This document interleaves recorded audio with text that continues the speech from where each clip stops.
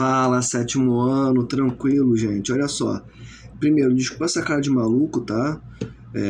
O aquecimento global, mais El Niño, não estão dando trégua pra ninguém, tá um calor absurdo, tá? Então, assim, tá com cara de doido mesmo, tá bom? Olha só, galera, eu quero fazer uma revisãozinha rápida com vocês, tá? São só 5 questões. Selecionei algumas questões aqui que julguei interessantes para adicionar a algumas que a gente já fez em sala e conseguir te preparar bem para P2, tá bom? Vamos lá.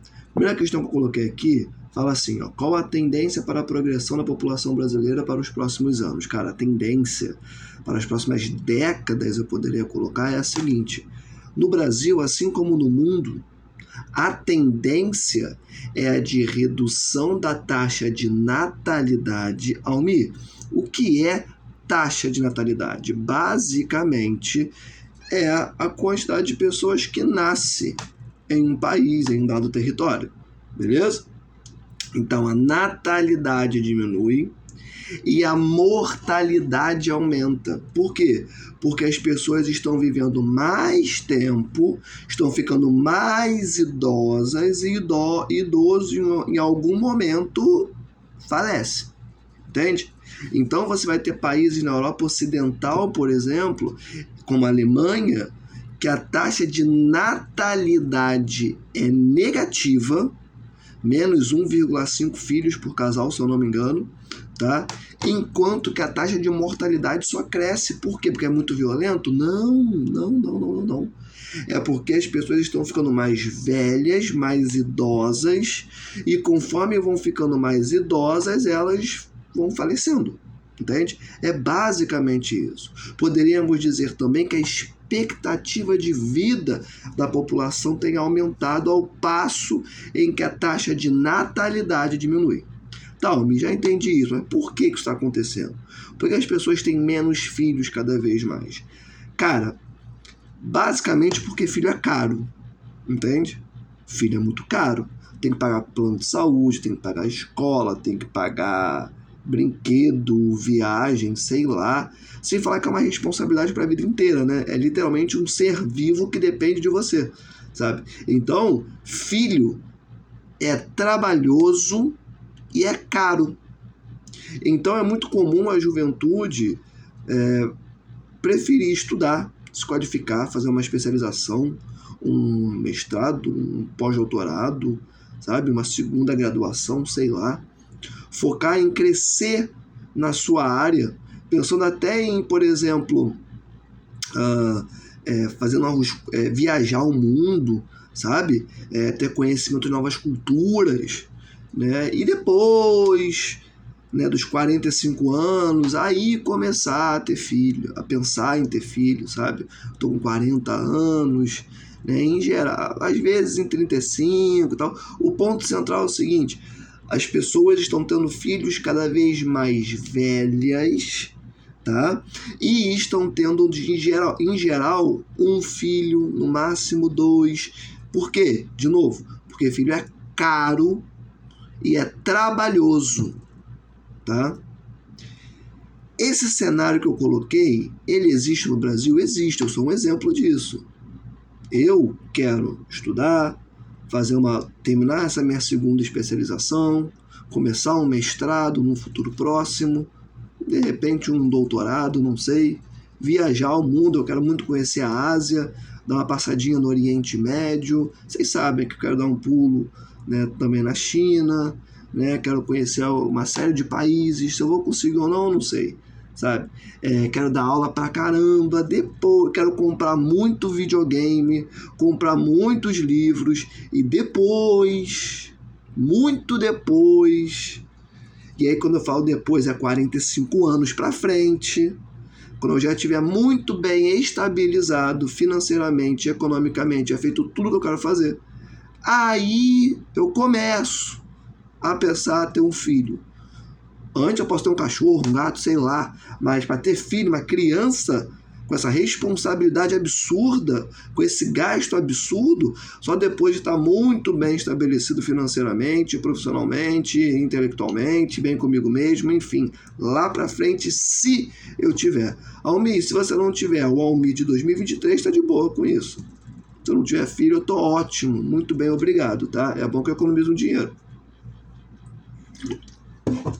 Mas perceba, eu sou o retrato dessa geração. Mas eu tive como escolher estudar. Eu tive como, sabe? Agora, tem pessoas que que têm o mesmo posicionamento que o meu, mas por motivos diferentes, sabe? Eu conseguiria pagar um plano de saúde para uma criança? Conseguiria. Me apertaria, mas conseguiria. Tem pessoas que não estão tendo filhos porque não daria para sobreviver. Tá? Então, a realidade em relação a países desenvolvidos para países da periferia, subdesenvolvidos, como é o caso do nosso, tem diferenças muito gritantes. Enquanto lá a galera não tem filho porque quer estudar, viajar, curtir a vida, sei lá, não quer ter essa responsabilidade, ter esse gasto, aqui também existem pessoas desse jeito, que sou eu sou um exemplo disso. Tá? Só que existem pessoas que não têm filhos. Você já viu como que estava o preço da carne há 1 ano e meio atrás? O preço de alguns alimentos básicos há pouquíssimos meses atrás? Você ficou sabendo como que o preço do combustível aumentou pra caramba no Brasil nos últimos anos? Entende? Filho nessa realidade não cabe. Ou come ou dá comida para criança. Entende? A diferença entre o mundo desenvolvido e o subdesenvolvido é muito bem marcado nesse sentido. Tá? Então a tendência da humanidade, e aí isso, claro, aparece com muito mais força na Europa, nos Estados Unidos, principalmente com pessoas brancas, pessoas negras e latinas, né? Ainda estão numa realidade de opressão muito grande nos Estados Unidos, então o ritmo em que isso acontece para essa fatia da população lá é um pouco mais demorado do que com relação às pessoas brancas nos Estados Unidos. Relaxa que com relação a isso a gente volta lá no 8º ano, beleza? Quando a gente fala só de Estados Unidos, mas esse padrão também se manifesta lá no Canadá, na Ásia, tá? A própria China passa por isso, e olha que a China tem 1,4 bilhões de pessoas, tá? Então assim, é uma tendência global, tá? E o Brasil ele presencia isso. Só para exemplificar para vocês, a expectativa do IBGE para o censo de 2022, censo é o quê? Basicamente é uma pesquisa que o IBGE faz para ter noção de uma série de dados sobre a população brasileira. Se está crescendo, se está diminuindo, quem morreu mais, qual o perfil da população que morreu mais, quem tem mais acesso à alimentação, enfim, uma série de informações. Tá? E aí, dentro disso, cara, a expectativa para o censo 2022-23 do IBGE era de 213 milhões de brasileiros compondo a nossa população. Sabe qual é o resultado final? 203 milhões. Ou seja, a realidade da população brasileira é de 203 milhões de pessoas. A expectativa do IBGE era de 213, 210, ou seja, nossa população brasileira, está tendo menos filhos e ficando mais idosa. E os motivos para isso eu já expliquei. Beleza, gente? Então, para essa questão você pode colocar assim: a tendência para a população brasileira para os próximos anos é de redução da taxa de natalidade e ampliação das taxas de mortalidade. Ponto final. E, Almir, isso é um problema? É. E ao mesmo tempo não é. Tá? Porque se a gente pensa nessa taxa de mortalidade crescendo porque as pessoas estão vivendo mais, ou seja, taxa de mortalidade acompanhada de um crescimento da expectativa de vida do brasileiro, isso pressupõe melhores qualidades de vida, tá? Para as próximas décadas. Porém, todavia, entretanto, a redução da taxa de natalidade gera um problemão. Sabe qual é? Olha só, quem mais consome, quem mais trabalha, é a galera que compõe a PEA. Sabe o que é PEA? População economicamente ativa. Beleza? São os adultos. Adulto dá em árvore? Não, né? Adulto antes tem que ser criança. Se não tem criança, não tem adulto. Se não tem adulto, não tem quem compre muito e quem trabalhe muito. Crise econômica. Entendeu? Presta atenção, vamos embora. 2. Explique. Crescimento vegetativo. Crescimento vegetativo, galera, basicamente é uma relação entre taxas de mortalidade com taxa de natalidade. É uma redução, taxa de natalidade menos taxa de mortalidade. É um índice, tá? É um indicador, beleza? Quando a taxa de mortalidade está maior do que a taxa de natalidade, ou seja, nessa sociedade, presta atenção, as pessoas morrem mais do que nascem, nós dizemos que há aí um crescimento vegetativo negativo, beleza? As pessoas morrem mais do que nascem.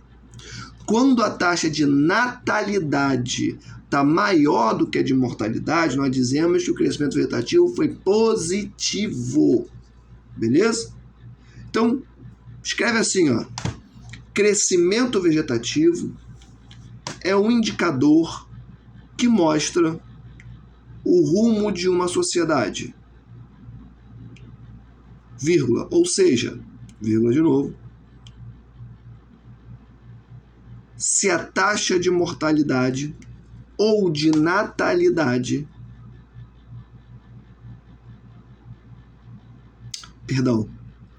ou seja, como as taxas de natalidade e mortalidade se apresentam em um dado território. Ponto final. Bem melhor, tá? 3. Explica a redução das taxas de natalidade brasileiras. Já falei sobre isso, né? Então você pode escrever assim no seu caderno. A natalidade brasileira, nos últimos anos, vem reduzindo substancialmente em virtude dos altos custos para se manter um filho. Ponto final. Que engloba tanto quem tem condição de viajar, estudar, se profissionalizar, como também quem não tem filho porque, enfim, não teria como dar comida para um filho e para ele mesmo. Tá? 4. Quais elementos levam ao aumento da expectativa de vida da população brasileira? Preste atenção no que eu vou falar agora. Olha para mim. Expectativa de vida significa o tempo que uma pessoa vive, tá? O tempo que nós esperamos, tá? É uma expectativa, não esqueça disso, que uma pessoa em um dado país viverá. Então, por exemplo, a expectativa de vida de um brasileiro médio é de 76 anos, mais ou menos. Ou seja, a expectativa é que um brasileiro viva até os 76 anos. O que não significa... Isso é uma média, tá? Não significa que todo brasileiro vive 76 anos. Quer ver um exemplo? Em favelas do Rio de Janeiro, a expectativa de vida é de 54 anos. Ou seja, nas favelas do Rio de Janeiro, e dependendo da favela em que a gente fala, isso pode aumentar ou diminuir um pouquinho, tá? As pessoas morrem antes mesmo de se aposentarem, beleza? Mas, de maneira geral, a população brasileira vive, lembrando, é uma média, é uma estimativa, tá? Até os 76 anos de idade, tá bem? E o que leva, né, ao aumento da expectativa de vida do brasileiro? Porque olha só, até início do século XX o brasileiro vivia pouquinho, tá? O brasileiro vivia bem pouquinho até o início do século XX, até 1930, por aí. O que vai fazer o brasileiro viver mais? Cara, o básico. E olha que nem vai ser tão ampliado para todo mundo, tá? Mas perceba que o básico do básico do básico já faz uma mudança gigantesca na vida das pessoas. Sabe o que é? Saneamento básico. Sabe qual é o principal causador de morte na infância no Brasil? Falta de esgoto, falta de saneamento básico. Então, o simples início de um saneamento básico em algumas porções do território brasileiro já fez uma mudança na vida de milhões de famílias muito expressiva. Outra coisa, vacina. É muito comum nesses tempos bizarros que a gente vive algumas pessoas negarem a eficácia de vacinas. Cara, se não fosse pela vacina, eu não sei quantos anos viveria um brasileiro, tá? Porque as vacinas preveniram o nosso povo de morrer de doenças muito básicas, tá?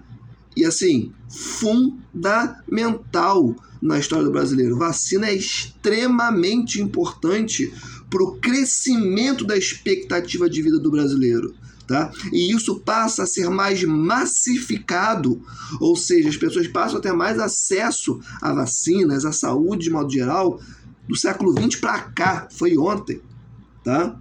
Então, que elementos explicam, né, principais o aumento da expectativa de vida do brasileiro? Cara, basicamente, esgoto, tá? Desenvolvimento do saneamento básico em diversas porções do Brasil que antes não tinham acesso a essa infraestrutura que, como o próprio nome já diz, é básico, tá? E vacinas, tá? E aí você pode também colocar maior acesso à saúde, tá bom? E, bom, basicamente o que eu acabei de falar já entra como resposta da sua questão. Eu acho que eu não preciso repetir, né, editando uma nova resposta para vocês, né? Então, olha só, é isso. Perceba como o simples acesso ao básico do básico, eu não estou falando de tecnologia sinistra para fazer raio-x de várias partes do corpo, sabe, operações complexas. Não.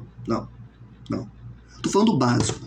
Tá? Básico do básico do básico do básico do básico. Perceba como o seu povo passa por um processo tão complexo de opressão ao longo de centenas de anos, desde quando o Brasil ele se torna um território, né, um país, que o simples fato das pessoas terem esgoto já faz com que elas vivam mais anos, muitos mais anos. O simples fato das pessoas conseguirem uma consulta médica simples para ter acesso a um remédio genérico numa farmácia mais próxima, ou pelo próprio médico ali que está atendendo essa pessoa, já faz com que ela viva muito mais tempo do que ela viveria se não tivesse acesso a essa consulta simples. Entende? Então o básico faz uma mudança significativa na expectativa de vida de um povo. Entende? Por isso que saúde é fundamental, tá? E o acesso a vacinas, que também é o básico, tá? É o básico do básico do básico do básico do básico. Faz uma mudança gigante na vida do povo brasileiro, historicamente, tá? Desde o início do século XX, principalmente década de 1930, mais ou menos, para cá. Beleza? E aí, 5. O que significa um país ser muito populoso, porém pouco povoado? Um país populoso é um país com muitas pessoas ali dentro. Então, por exemplo, o Brasil é um país de 203 milhões de habitantes. Ou seja, o Brasil tem gente pra caramba vivendo aqui dentro. O Brasil é um país populoso. Porém, todavia, entretanto, a maior parte absoluta, e aí eu estou falando de mais de 80% de toda a população brasileira está concentrada, sabe aonde? No litoral. Mais especificamente no litoral da região sudeste, ou seja, Rio e São Paulo. Entende? Então, a maior parte do povo brasileiro está concentrado no litoral. E desse litoral, grande destaque para o sudeste. Beleza? O sudeste é a região brasileira que mais agrega pessoas, que mais tem população. O resto do Brasil apresenta alguns vazios demográficos. Ou seja, são locais que não tem ninguém, tá? Nós dizemos que o Brasil ele tem uma população muito concentrada. Quando você ouve o termo povoado, muito povoado, pouco povoado, um outro termo obrigatoriamente tem que vir na sua cabeça. Sabe qual é? Densidade demográfica. O que é isso? Densidade demográfica é uma relaçãozinha entre o todo de uma população e a distribuição dessa população pelo seu território. Almir, não entendi. Ou seja, eu estou falando de basicamente o seguinte: densidade demográfica é analisar se essa galera, se essa população está distribuída ou concentrada pelo Brasil. Ela está concentrada em uma região só? Ela está distribuída de maneira igualitária pelo Brasil inteiro? Como é que funciona isso? Entende? Essa distribuição da população pelo seu território é densidade demográfica. Quando nós, presta atenção, quando nós analisamos densidade demográfica, nós temos como resultado se um povo, se um país ele é muito povoado ou se ele é pouco povoado. Entende? Ou seja, se a densidade demográfica é elevada ou se ela é baixa, tá? A densidade demográfica brasileira é muito baixa. Se eu não me engano, 22,4 habitantes por quilômetro quadrado. E perceba, habitantes por quilômetro quadrado. Ou seja, são habitantes distribuídos por esse território, por esse espaço. Do contrário, não teria o quilômetro quadrado no final. Entendeu? Então, presta atenção, volta. O Brasil é um país de 203 milhões de habitantes, com uma densidade demográfica de 22,4 habitantes por quilômetro quadrado. Então, o Brasil é um país muito populoso, porque ele tem uma população absoluta de 203 milhões de habitantes. Ao mesmo tempo, ele é pouco povoado porque tem uma densidade demográfica muito baixa de 22,4 habitantes por quilômetro quadrado. De boa? Tranquilidade? Por exemplo, melhor dizendo, Países Baixos, né? Desse tamanho aqui. Extremamente pequeno, tá? Cara, tem uma densidade demográfica muito maior do que a brasileira. Aí você pergunta assim, pô, peraí, como é que uma população muito menor do que a nossa pode ter uma densidade demográfica muito maior? Porque a população é mais distribuída. Quando a gente fala em densidade demográfica, a gente não está falando de quantidade de pessoas. Isso é população absoluta. Presta atenção. Quando a gente fala de densidade demográfica, a gente está falando de distribuição da população pelo território. Ponto. Escreve assim no seu caderno. Questão de número 5, tá? O Brasil é muito populoso, por ter uma população expressiva de mais ou menos 203 milhões de habitantes, porém, ele é tido como um país pouco povoado em virtude da má distribuição dessa população pelo território brasileiro. Ou seja, a população brasileira ficou concentrada no Sudeste e o resto ficou com pouquíssimas pessoas ou com bem menos, ou com alguns vazios demográficos, tá? Dentro disso cabe algumas... ponto final, acabou a resposta, tá? Dentro disso cabe alguns comentários. O Nordeste é a segunda região brasileira com mais população, tá? Centro-Oeste e Sul também aparecem com quantitativo bastante interessante de pessoas mais recentemente, tá? O Sul com mais gente, o Centro-Oeste com menos. O Centro-Oeste vai começar a ter muita população ali na década de 50, 60 para cá, tá? 70 também, com um estímulo à criação do agronegócio, e o Norte é a região com menos pessoas, tá? Mas aí cabe pontuar que tem a Amazônia lá, e deixa a Amazônia quieta, tá? Para o desmatamento, pelo amor de Deus, olha o calor que tá fazendo, aquecimento global pra caramba, né? Mas enfim. Pessoal, fizemos as 5 questões. Para concluir aqui, eu só quero fazer alguns comentários sobre características da população brasileira, tá? Em sala, eu falei com vocês, apresentei alguns dados do IBGE e da BBC, tá? Sobre diferenças raciais entre brancos e negros no Brasil. E eu quero comentar com vocês sobre isso, para concluir. O Brasil foi o último país do mundo a abolir a escravidão. O Brasil teve quase 400 anos de escravidão. O Brasil, em um dado momento, ali no século XIX, vai gerenciar o tráfico de pessoas africanas para várias partes do mundo a nível global. O Brasil vai gerenciar esse mercado em um dado momento do século XIX. Ou seja, o seu país é marcado pela escravidão. O Brasil vai ser um dos principais países do mundo que vai defender a superioridade racial do branco sobre o negro. E assim, isso é histórico, tá? Ou seja, o Brasil é profundamente racista. É difícil falar isso, mas é a realidade. O Brasil é um país muito racista.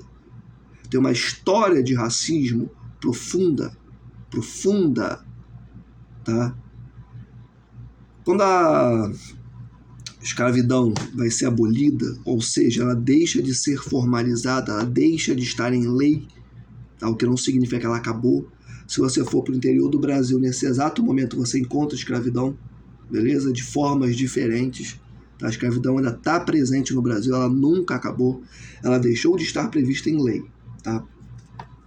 Assim que a escravidão acaba, começa um projeto do Brasil para atrair europeus, principalmente europeus pobres, para cá.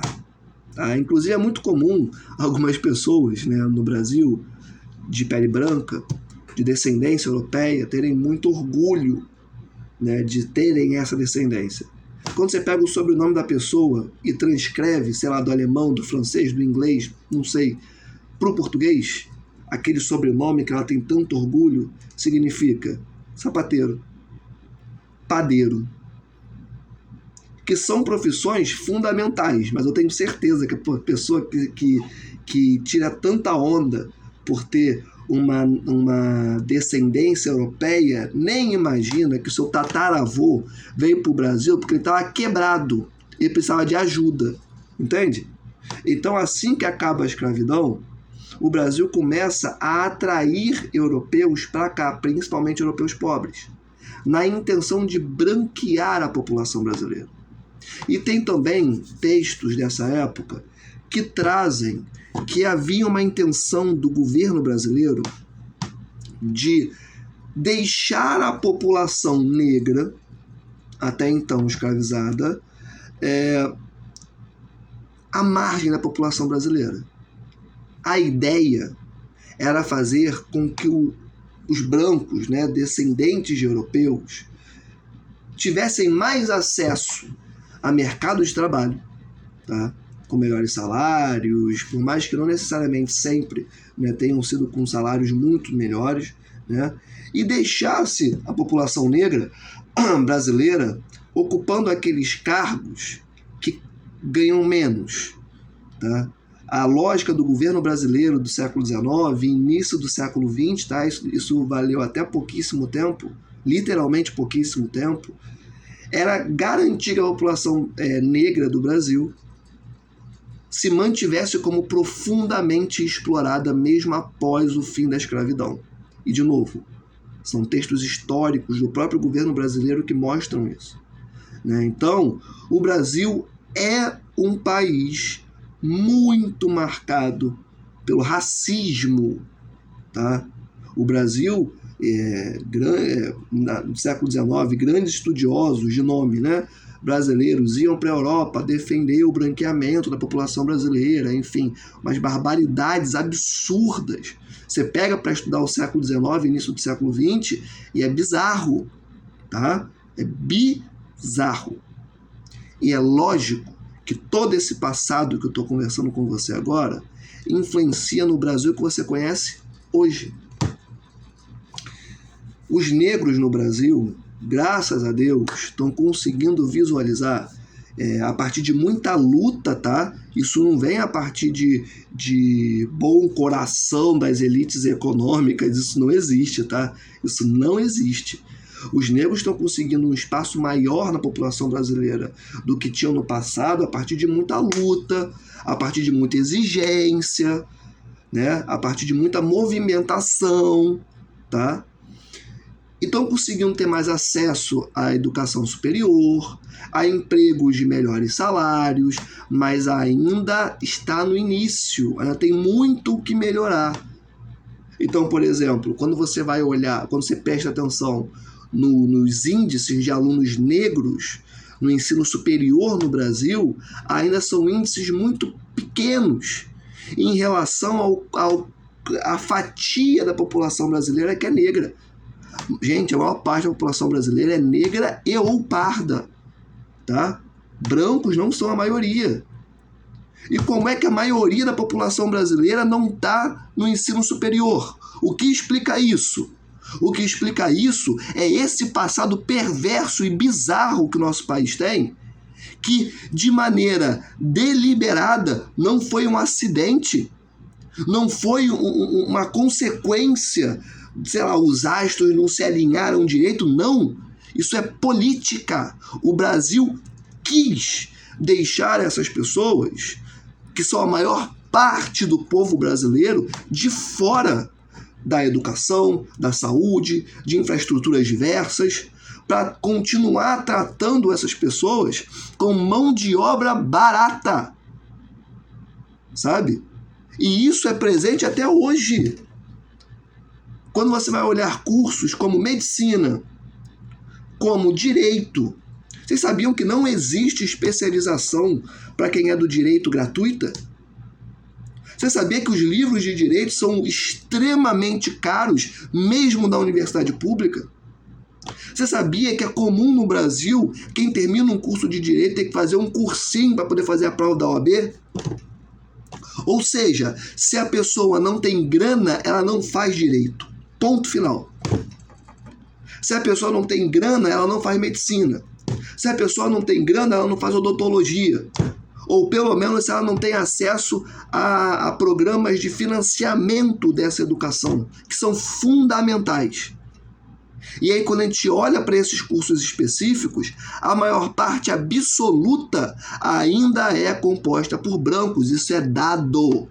Entende? Ou seja, o Brasil de 2023 continua sendo um Brasil profundamente racista, que necessita de políticas de maior inserção da população negra em múltiplos espaços, mas não só a população negra, como também a população indígena, que também foi e é escravizada no Brasil. Entende? Então, é fundamental ter isso em mente, gente. É fundamental ter em mente o país em que você vive e o histórico que explica o Brasil de hoje em dia. Por que geografia, muitas vezes, pega elementos de lá do passado? Por que história fala do passado? Não é porque foi legal, bonitinho, divertido. Não! A gente fala do passado para poder entender o presente. É por isso que a gente fala tanto desses elementos aqui, sabe? Então, gente, e óbvio, vocês aprendem tudo isso para construir um futuro melhor para as gerações que virão, né? E para a própria geração de vocês, tá? Pessoal, é isso. Espero ter contribuído com o estudo de vocês, tá bom? Para a prova, para P2, minha recomendação de metodologia de estudo. Vejam esse vídeo milhões de vezes. Façam a revisão milhões de vezes, tá? Peguem os exercícios do livro, que eu coloquei o gabarito no plural, não foi à toa. Os exercícios estão no plural com gabarito para você poder fazer na sua casa e comparar, tá? E vejam as anotações no caderno, tá bom? Gente, vocês são brabos, sou fã de vocês, tá? Confiem na capacidade que vocês têm e boa prova, tá? Tamo junto, até semana que vem, fui!